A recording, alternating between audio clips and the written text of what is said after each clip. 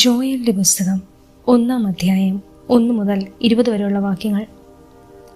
പെതുവേലിൻ്റെ മകൻ ജോയേലിന് കർത്താവിൽ നിന്ന് ലഭിച്ച അരുളപ്പാട്. വൃദ്ധരെ ശ്രദ്ധിക്കുവിൻ, ദേശവാസികളെ ചെവികൊള്ളുവിൻ. നിങ്ങളുടെയോ നിങ്ങളുടെ പിതാക്കന്മാരുടെയോ കാലത്ത് ഇങ്ങനെയൊന്ന് സംഭവിച്ചിട്ടുണ്ടോ? ഇതേപ്പറ്റി നിങ്ങളുടെ മക്കളോട് പറയുവിൻ. അവർ തങ്ങളുടെ മക്കളോടും അവരുടെ മക്കളുടെ അടുത്ത തലമുറയോടും പറയട്ടെ. വീട്ടിൽ ശേഷിപ്പിച്ചത് വെട്ടുകിളി തിന്നു, വെട്ടുകിളി ശേഷിപ്പിച്ചത് പച്ചക്കുതിര തിന്നു, പച്ചക്കുതിര ശേഷിപ്പിച്ചത് കമ്പിളിപ്പുഴി തിന്നു. മദ്യപന്മാരെ ഉണർന്ന് വിലപിക്കുവിൻ, വീഞ്ഞു കുടിക്കുന്നവരെ നെടുവീർപ്പിടുവിൻ. മധുരിക്കുന്ന വീഞ്ഞ് നിങ്ങളുടെ അധരങ്ങളിൽ നിന്ന് തട്ടിമാറ്റിയിരിക്കുന്നു. അതിശക്തവും സംഖ്യാതീതവുമായ ഒരു ജനത എൻ്റെ ദേശത്തിനെതിരെ വന്നിരിക്കുന്നു.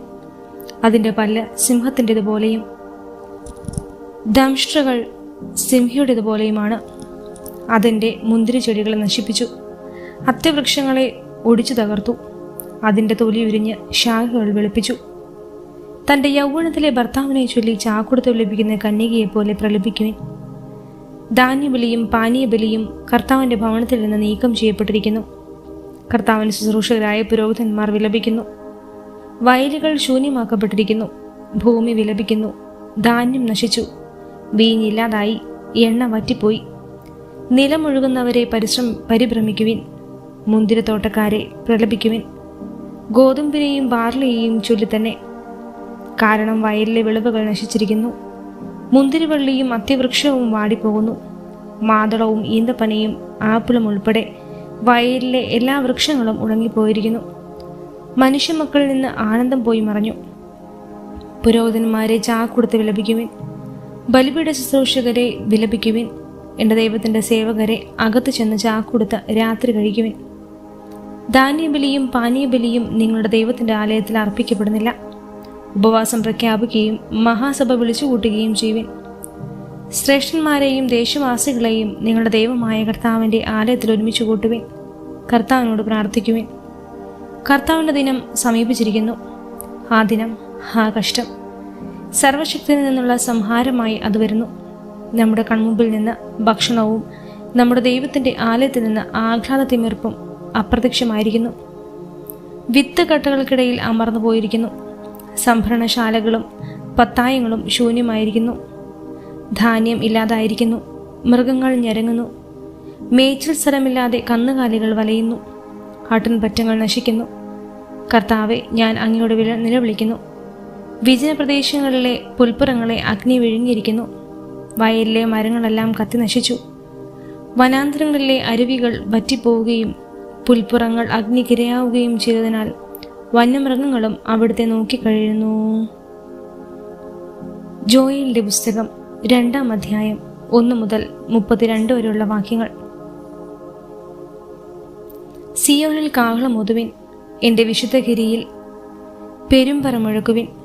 ദേശവാസികൾ സംഭ്രാന്തരാകട്ടെ. കർത്താവിൻ്റെ ദിനം ആഗതമായിരിക്കുന്നു, അത്യസന്നമായിരിക്കുന്നു. അത് അന്ധകാരത്തിൻ്റെയും മനതകർച്ചയുടെയും ദിനമാണ്, കാർമേഘങ്ങളുടെയും കൂരിരുട്ടിൻ്റെയും ദിനം. ശക്തിയും പ്രതാപവുമുള്ള ഒരു ജനത്തിന് അന്ധകാരം പോലെ പർവ്വതങ്ങളിൽ വായിപ്പിച്ചിരിക്കുന്നു. ഇതുപോലൊന്ന് ഇതിനു മുമ്പ് ഉണ്ടായിട്ടില്ല, തലമുറകളോളം ഇനി ഉണ്ടാവുകയുമില്ല. അവർക്ക് മുന്നിൽ വിഴുങ്ങുന്ന തീ, പിന്നിൽ ആളുന്ന തീ. അവർക്ക് മുന്നിൽ ദേശം ഏദൻ തോട്ടം പോലെ, പിന്നിൽ മരുഭൂമി പോലെയും. അവരുടെ ആക്രമണത്തിൽ നിന്ന് ഒന്ന് രക്ഷപ്പെടുന്നില്ല. കുതിരകളെപ്പോലെ അവർ വരുന്നു, പടകുതിരകളെപ്പോലെ അവർ പായുന്നു. രഥങ്ങളുടെ ഇരുമ്പലൊന്ന് തോന്നുമാറ് അവർ മലകളിൽ കുതിച്ചു ചാടുന്നു. വൈക്കോലിന് തീ പിടിക്കുമ്പോഴുണ്ടാകുന്ന കിരികിരാ ശബ്ദം പോലെയും ശക്തമായ സൈന്യം മുന്നേറുമ്പോഴുള്ള ആരവം പോലെയും തന്നെ. അവരുടെ മുമ്പിൽ ജനതകൾ ഭയവികുലരാകുന്നു. എല്ലാവരുടെയും മുഖം വിളറുന്നു. യുദ്ധവീരരെ പോലെ അവർ പാഞ്ഞെടുക്കുന്നു. പടയാളികളെ പോലെ മതിലുകൾ കയറുന്നു. നിരതെറ്റാതെ ഓരോരുത്തരും താന്താങ്ങളുടെ മാർഗത്തിൽ അടിവെച്ച് നീങ്ങുന്നു. പരസ്പരം ഉന്തി മാറ്റാതെ അവരവരുടെ പാതയിൽ ചരിക്കുന്നു. ശത്രുവിൻ്റെ ആയുധങ്ങൾക്കിടയിലൂടെ അവർ കുതിച്ചു നീങ്ങി. ആർക്ക് അവരെ തടയാനാവില്ല. അവർ നഗരത്തിന്മേൽ ചാടി വീഴുന്നു. മതിലുകളിൽ ഓടി നടക്കുന്നു. കള്ളനെ പോലെ ജാലകങ്ങളുടെ വീടിനുള്ളിൽ നടക്കുന്നു. അവരുടെ മുമ്പിൽ ഭൂമി കുലുങ്ങുന്നു. ആകാശം വിറകൊള്ളുന്നു. സൂര്യചന്ദ്രന്മാർ ഇരുണ്ടു പോകുന്നു. നക്ഷത്രങ്ങൾ തങ്ങളുടെ പ്രകാശം മറച്ചു കളയുന്നു. തൻ്റെ സൈന്യത്തിൻ്റെ മുമ്പിൽ കർത്താവിൻ്റെ ശബ്ദം മുഴങ്ങുന്നു. അവിടുത്തെ സൈന്യം വളരെ വലുതാണ്. അവിടുത്തെ ആജ്ഞ നടപ്പിലാക്കുന്നവർ ശക്തരാണ്. കർത്താവിൻ്റെ ദിനം മഹത്വവും അത്യന്തം ഭയാനകവുമാണ്. ആർക്ക് അതിനെ അതിജീവിക്കാനാകും? കർത്താവ് അരുളി ചെയ്യുന്നു, ഇപ്പോഴെങ്കിലും ഉപവാസത്തോടും വിലാപത്തോടും നെടുവീർപ്പോടും കൂടെ നിങ്ങൾ പൂർണ്ണ ഹൃദയത്തോടെ എൻ്റെ അടുക്കലേക്ക് തിരിച്ചു വരുവേൻ. നിങ്ങളുടെ ഹൃദയമാണ് വസ്ത്രമല്ല കീറേണ്ടത്. നിങ്ങളുടെ ദൈവമായ കർത്താവിലേക്ക് മടങ്ങുവിൻ. എന്തെന്നാൽ അവിടുന്ന് ഉദാരമതിയും കാരുണ്യവാനും ക്ഷമാശീലനും സ്നേഹസമ്പന്നനുമാണ്. ശിക്ഷ പിൻവലിക്കാൻ സദാ സന്നദ്ധനുമാണ് അവിടുന്ന്. നിങ്ങളുടെ ദൈവമായ കർത്താവ് മനസ്സുമാറ്റി ശിക്ഷ പിൻവലിച്ച് തനിക്ക് ധാന്യബലിയും പാനീയബലിയും അർപ്പിക്കാനുള്ള അനുഗ്രഹം തരികയില്ലെന്ന് ആരറിഞ്ഞു? സിയോനിൽ കാഹളം മുഴക്കുവിൻ, ഉപവാസം പ്രഖ്യാപിക്കുവിൻ, മഹാസഭ വിളിച്ചു കൂട്ടുവിൻ, ജനത്തെ ഒരുമിച്ച് കൂട്ടുവിൻ, സമൂഹത്തെ വിശദീകരിക്കുവിൻ, ശ്രേഷ്ഠന്മാരെ വിളിച്ചു കൂട്ടുവിൻ, കുട്ടികളെയും മുല കുടിക്കുന്ന ശിശുക്കളെയും ഒന്നിച്ചു കൂട്ടുവിൻ.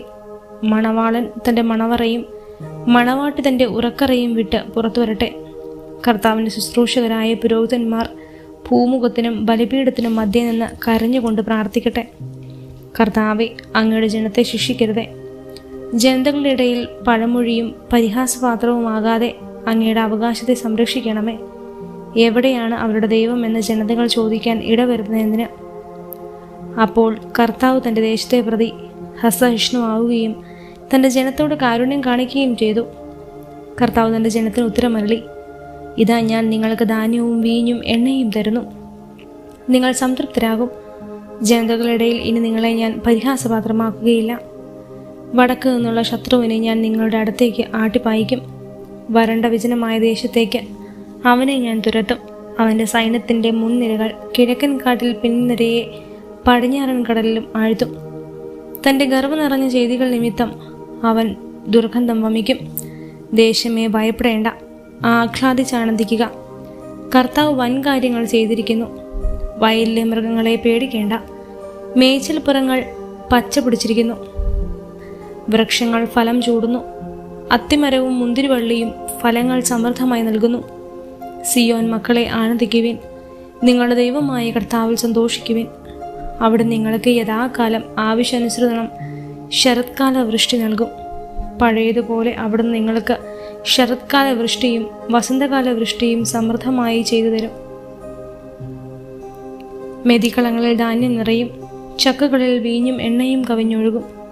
വീട്ടിൽ വെട്ടുകിളി, പച്ചക്കുതിര, കമ്പിളിപ്പുഴു എന്നിങ്ങനെ ഞാൻ അയച്ച മഹാസൈന്യങ്ങൾ നശിപ്പിച്ച സംവത്സരങ്ങളിലെ വിളവുകൾ ഞാൻ തിരിച്ചു തരും.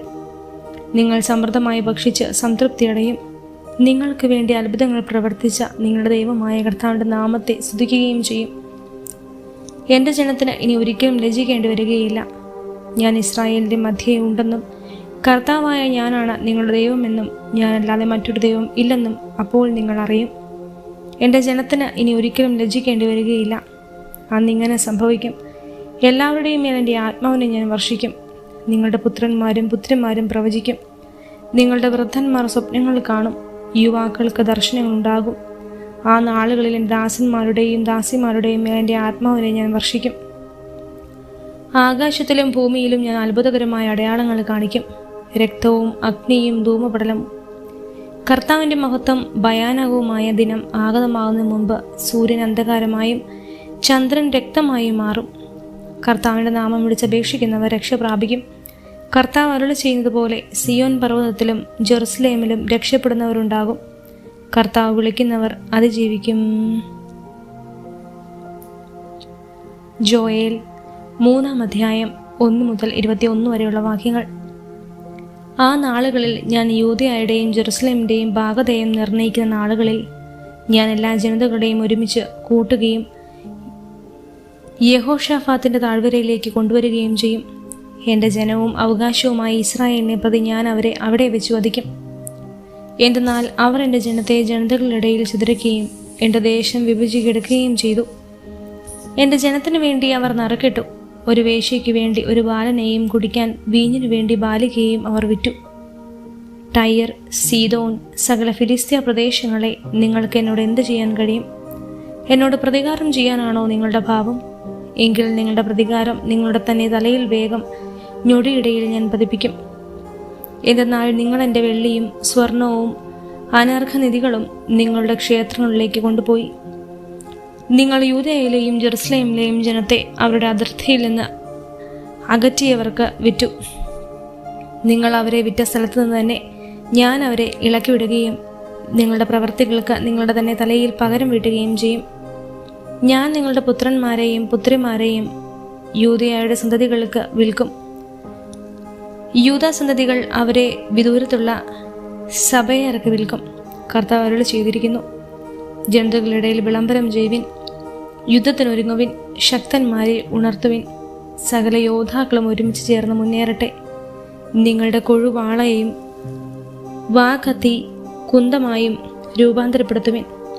താൻ ഒരു യോദ്ധാവാണെന്ന് ദുർബലൻ പറയട്ടെ. ചുറ്റുമുള്ള സകല ജനതകളെ ഓടി വരുവിൻ, അവിടെ ഒരുമിച്ച് കൂട്ടുവിൻ. കർത്താവെ, അങ്ങയുടെ സൈന്യത്തെ അയക്കണമേ. ജനതകൾ ഉണർന്ന് യഹോഷാഫാത്തിന്റെ താഴ്വരയിലേക്ക് വരട്ടെ. അവിടെ ചുറ്റുമുള്ള സകല ജനങ്ങളെയും വിധിക്കാൻ ഞാൻ ന്യായാസനത്തിൽ ഉപവിഷ്ടനാകും. അരിവാളെടുക്കുവിൻ, വിളവ് പാകമായിരിക്കുന്നു. ഇറങ്ങി ചെവിട്ടുവിൻ. മുന്തിരിച്ചക്ക നിറഞ്ഞിരിക്കുന്നു, തൊട്ടികൾ നിറഞ്ഞൊഴുകുന്നു. അവരുടെ ദുഷ്ടത അത്രയ്ക്ക് വലുതാണ്. വിധിയുടെ താഴ്വരയിൽ അതാ ജനസഞ്ചയം. വിധിയുടെ താഴ്വരയിൽ കർത്താവിന്റെ ദിനം അടുത്തിരിക്കുന്നു. സൂര്യനെയും ചന്ദ്രനെയും ഇരുണ്ടുപോകുന്നു. നക്ഷത്രങ്ങൾ തങ്ങളുടെ പ്രകാശം മറച്ചുവെക്കുന്നു. കർത്താവ് സിയോനിൽ നിന്ന് ഗർജിക്കുന്നു. ജെറുസലേമിൽ നിന്ന് അവിടുത്തെ ശബ്ദം മുഴങ്ങുന്നു. ആകാശവും ഭൂമിയും പ്രകമ്പനം കൊള്ളുന്നു. എന്നാൽ കർത്താവ് തന്റെ ജനത്തിന് അഭയമാണ്, ഇസ്രായേൽ ജനത്തിന് ശക്തിദുർഗവും. എൻ്റെ വിശുദ്ധ പർവ്വതമായ സിയോനിൽ വസിക്കുന്ന നിങ്ങളുടെ ദൈവമായ കർത്താവാണ് ഞാനെന്ന് നിങ്ങൾ അറിയും. ജെറുസലേം വിശുദ്ധമായിരിക്കും. അന്യർ ഇനി ഒരിക്കലും അതിലൂടെ കടന്നു പോവുകയില്ല. അന്ന് പർവ്വതത്തിൽ നിന്ന് മധുര വീഞ്ഞ് ഇറ്റു വീഴും, കുന്നുകളിൽ നിന്ന് പാലൊഴുകും. യൂദയായിലെ അരുവികളിൽ ജലം നിറയും. കർത്താവിൻ്റെ ആലയത്തിൽ നിന്ന് ഒരു നീരൊഴുക്ക് പുറപ്പെട്ട് ഷിത്തീം താഴ്വരയെ നനയ്ക്കും. യൂദയയിലെ ജനത്തോട് അക്രമം പ്രവർത്തിക്കുകയും അവരുടെ ദേശത്ത് വെച്ച് നിഷ്കളങ്ക രക്തം ചിന്തുകയും ചെയ്തുകൊണ്ട് ഈജിപ്ത് ശൂന്യമാവുകയും ഏദോം നിർജ്ജനമാവുകയും ചെയ്യും. എന്നാൽ യൂദയായും ജെറുസലേമും തലമുറകളോളം അധിവസിക്കപ്പെടും. അവരുടെ രക്തത്തിന് ഞാൻ പ്രതികാരം ചെയ്യും. കുറ്റവാളികളെ ഞാൻ വെറുതെ വിടുകയില്ല. കർത്താവ് സിയോനിൽ വസിക്കുന്നു.